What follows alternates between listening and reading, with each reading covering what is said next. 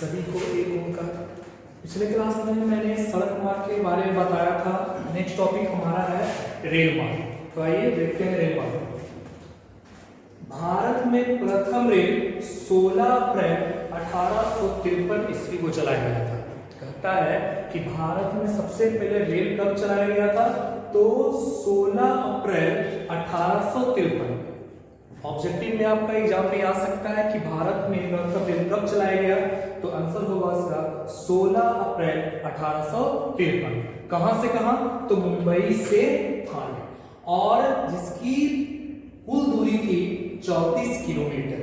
कहता है भारत में प्रथम रेल 16 अप्रैल 1853 मुंबई से थाने 34 किलोमीटर तक चलाई गई थी। पहला आपका पॉइंट आ गया कि भारत में प्रथम रेल कब चलाया गया, कहां से कहां चलाया गया और कितनी दूरी तक चलाया गया। फिर से ध्यान सुनिएगा। कहता है भारत में प्रथम रेल 16 अप्रैल 1853 ईस्वी को मुंबई से थाने तक 34 किलोमीटर तक चलाई गई थी। नेक्स्ट ऑब्जेक्टिव आ सकता है, भारतीय रेल को 16 क्षेत्रों में बांटा गया। क्वेश्चन आएगा कि भारतीय रेल को कितने क्षेत्रों में बांटा गया, तो 16 क्षेत्रों में। पूर्व मध्य रेलवे का मुख्यालय हाजीपुर बिहार में है। तीसरा पॉइंट आपका आ गया कि पूर्व मध्य रेलवे का मुख्यालय हाजीपुर बिहार में आएगा। आपका ये दीर्घ करिए में भारतीय रेलवे की विशेषताएं एवं महत्व। तो सुनिए, भारतीय रेलवे की विशेषताएं एवं महत्व निम्नलिखित है। पहला आपका आ गया राष्ट्रीय एकता में योगदान। हमारा जो रेलवे है, हमारा ये भारतीय राष्ट्रीय एकता में बहुत ही योगदान रखता है। जैसे कि मान लीजिए कि अगर हम बस से सफर करते हैं, तो बस से सफर करते हैं तो बस पे या तो 2 सीट है या तो 3 सीट है, लेकिन अगर हम लोग बैठ भी जाते हैं तो बहुत कम ही ऐसा चांस होता है कि हम लोग अगल बगल से बात करते हैं। लेकिन ट्रेन में क्या है कि ट्रेन में हम लोग बैठते हैं तो बहुत सारे लोग रहते हैं और ना चाहते हुए भी हम लोग का आपस में बात हो जाता है।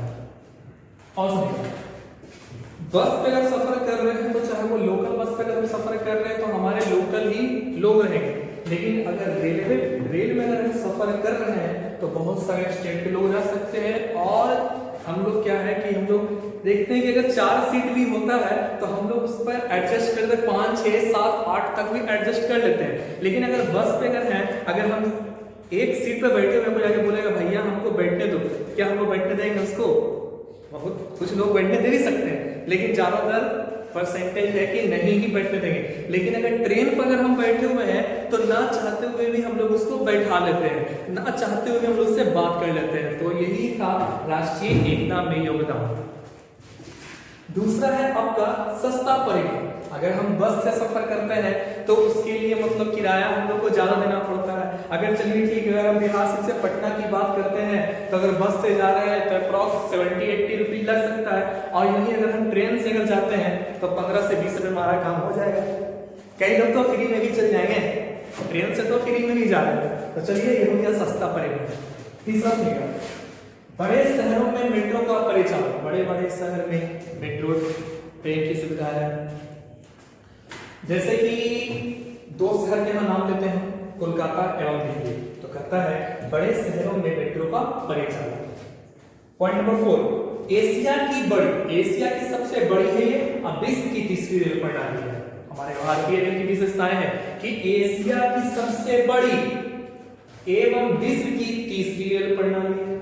अगला तीव्रगामी रेल यानी तेज चलने वाले रेल, राजधानी एक्सप्रेस, शताब्दी एक्सप्रेस, एक है दुरंतो एक्सप्रेस का परिचालन। हमारे भारत में तीव्रगामी रेल, तीव्रगामी कहने का अर्थ है कि तेजी से चलने वाला। तो यहाँ 3 ट्रेन का मैंने नाम लिया है, राजधानी, शताब्दी एवं दुरंतो एक्सप्रेस। तो लिख लीजिए।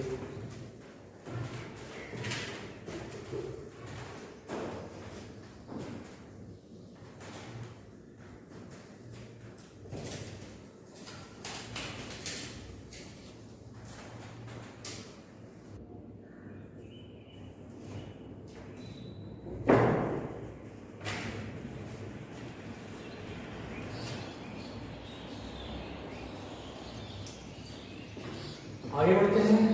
अगला टॉपिक हमारा पाइपलाइन मार्ग। पाइपलाइन का मुख्य कार्य है तरल पदार्थों को एक स्थान से दूसरे स्थान तक भेजना। कि पाइपलाइन, जो हम बोले कि पाइपलाइन जमीन के अंदर भी हो सकता है और पाइपलाइन जमीन के बाहर भी हो सकता है। तो कहता है पाइपलाइन का मुख्य काम, यानी पाइपलाइन का मुख्य काम तरल पदार्थों को, यानी तरल पदार्थ में आपका लिक्विड फॉर्म हो सकता है और गैसियस फॉर्म भी हो सकता है। तो तरल पदार्थों को एक स्थान से दूसरे स्थान तक भेजना है। जैसे यहाँ कच्चा तेल ले लिया और यहाँ एक एलपीजी का उदाहरण लिया, यानी एक लिक्विड फॉर्म और एक गैसियस फॉर्म। आगे सुनिए, भारत का सबसे लंबा पाइपलाइन हजीरा बीजापुर जगदीशपुर है।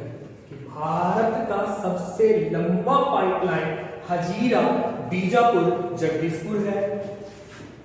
एशिया का प्रथम पाइपलाइन, यानी एशिया महादेश का प्रथम पाइपलाइन नहरकटिया, जो पड़ता है असम में, बरौनी, हम लोग जानते हैं बिहार पड़ता है, तो नहरकटिया से बरौनी के बीच लगाई गई। एशिया का प्रथम पाइपलाइन, एशिया महादेश का प्रथम पाइपलाइन नहरकटिया, जो पड़ता है असम में, नहरकटिया से बरौनी के बीच लगाई गई।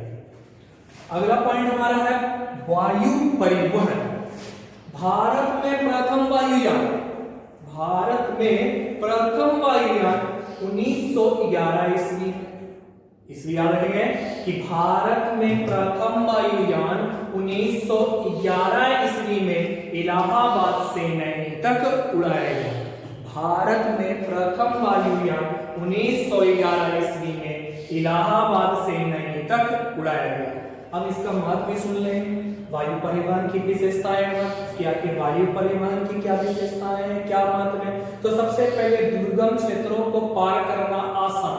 कहने का अर्थ है दुर्गम क्षेत्र, यानी दुर्गम क्षेत्र कहने का भीड़ भाड़ वाला इलाका। अरे हम लोग रोड पर चलेंगे तो भीड़ भाड़ जाम ना जगह, ऊपर कौन सा है जगह, ऊपर तो कोई जाम नहीं है। तो यही बोल रहा है कि दुर्गम क्षेत्रों को पार करना आसान। दूसरा है समय की बचत। हम लोग ये जानते हैं कि अगर हम बाई प्लेन सफर करते हैं तो इसमें हम लोग को सबसे बड़ा महत्व ये है, सबसे बड़ी विशेषता ये है कि हम लोगों का समय बच जाता है, कि हम लोग का समय बच जाता है। तो वही बोला है समय की बचत। तीसरा है तीव्रतम, यानी सबसे तेज, तीव्रतम एवं आधुनिक साधन। ये हमारा एक आधुनिक साधन है, हमारा वायु परिवहन एक आधुनिक साधन है। यानी हाल ही फिलहाल ज्यादा नहीं, कितना हम बोल रहा है 1911 बोल रहा है।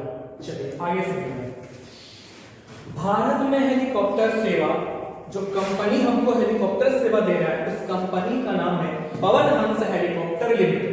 कि भारत में हेलीकॉप्टर सेवा, जो हम लोग को, जो कंपनी हम लोग को हेलीकॉप्टर सेवा दे रहा है, उस कंपनी का नाम है पवन हंस हेलीकॉप्टर लिमिटेड। जो दे रहा है, कब से दे रहा है, 1985 ईस्वी से। कहता है भारत में हेलीकॉप्टर सेवा पवन हंस हेलीकॉप्टर लिमिटेड 1985 ईस्वी द्वारा की जा रही है। नेक्स्ट पॉइंट, सब लोगों को पता होगा ये बात कि पटना हवाई अड्डे का नाम है लोकनायक जयप्रकाश नारायण अंतरराष्ट्रीय हवाई अड्डा। कि पटना हवाई अड्डा का नाम, ये ऑब्जेक्टिव में आ सकता है, पटना हवाई अड्डा का नाम है लोकनायक जयप्रकाश नारायण अंतरराष्ट्रीय हवाई अड्डा। Take a time please.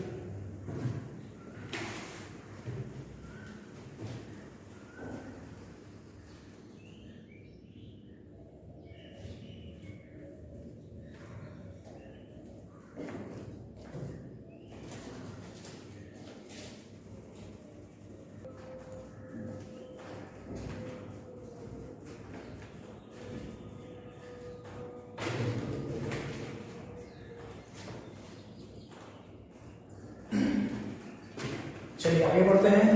परिवहन का हमारा लास्ट टॉपिक है जलमार्ग। जलमार्ग के अंतर्गत नदी, नहर, झील एवं समुद्र का उपयोग किया जाता है। कहता है कि जलमार्ग के अंतर्गत नदी, नहर, झील एवं समुद्र का उपयोग किया जाता है। जलमार्ग का महत्व निम्नलिखित है। सबसे सस्ता मार्ग, अगर देखा जाए कि तीनों मार्ग में क्या आपका स्थल मार्ग, आपका वायु मार्ग और जल मार्ग, ये तीनों में अगर सबसे सस्ता मार्ग अगर देखा जाएगा तो हमारा जल मार्ग ही होगा। भारी सामानों का वहन आसान, कि जल मार्ग के अंतर्गत हम लोग भारी भारी सामानों को एक स्थान से दूसरे स्थान तक आसानी से ले जा सकते हैं। तीसरा आपका मार्ग यहाँ पर है, देश का 90% जो व्यापार होता है समुद्री मार्ग द्वारा होता है। कि देश का 90% जो व्यापार होता है समुद्री मार्ग के द्वारा ही होता है। आगे सुनिएगा, 27 अक्टूबर 1986 को भारतीय अंतर्देशीय जलमार्ग प्राधिकरण की स्थापना के लिए लगता है। ऑब्जेक्टिव आपका आ सकता है कि भारतीय अंतर्देशीय जलमार्ग प्राधिकरण की स्थापना कब की गई, तो 27 अक्टूबर 1986। अब कुछ प्रमुख पत्तन हैं वो देख लेते हैं हम लोग। कोलकाता, विशाखापट्टनम, चेन्नई, तुतीकोरिन, कोच्चि, मुंबई, कार्डिफ। इसको लिख लें और 4 से 5 बार इसको पढ़ लें।